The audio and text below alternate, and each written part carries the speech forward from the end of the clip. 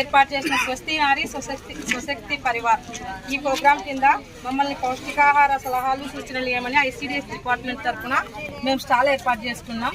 మేమందరం అంగన్వాడీ టీచర్సం. మేము గర్భవతులకి బాలింతలకి పుట్టినప్పటి నుంచి 5 సంవత్సరాల పిల్లలకి పౌష్టికాహారం అందిస్తూ దాంతోపాటు విద్యాబుద్ధులు ఆటపాటలతో విద్యాబుద్ధులు నేర్పిస్తూ ప్రతి ఒక్క గర్భవతికి సూచనలు ఆహారం ఏం తీసుకోవాలి అంటే తక్కువ విలువలతో ఉన్న ఎక్కువ పోషకాలున్న తక్కువ ఖర్చుతో ఎక్కువ పోషకాలున్న ఆహారాన్ని ఎలా తీసుకోవాలి అని చెప్పేసి వాళ్ళకి పౌష్టికాహారం గురించి సూచనలు ఇస్తూ మేము ప్రతి ఒక్క గర్భవతికి కానీ బాలింతలకు కానీ ఆరోగ్యపరంగా కానీ అన్ని చేసుకుంటున్నాం. వీటిలో కొత్తగా మళ్ళీ PMEVY కింద ప్రతి గర్భవతికి ఫస్ట్ రెండో కాన్పు గర్భవతులకి 6,000 రూపాయలు ప్రధానమంత్రి నరేంద్ర మోడీ గారు ఆ స్కీమ్ ఇంతకుముందు హెల్త్ డిపార్ట్మెంట్ చేసేవారు, ఇప్పుడు మా డిపార్ట్మెంట్కి ఇచ్చినారు.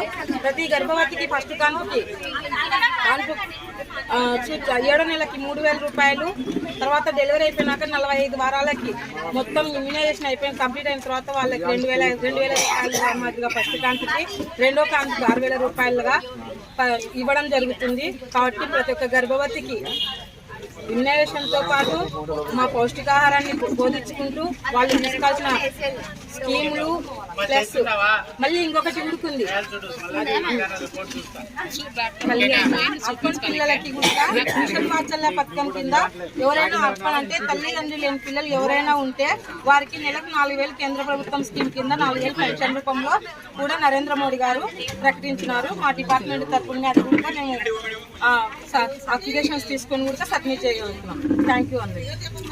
శివలక్ష్మి అంగన్వాడీ టీచర్. నా పేరు శివలక్ష్మి అంగన్వాడీ టీచర్. మా సూపర్వైజర్ గారు లలిత.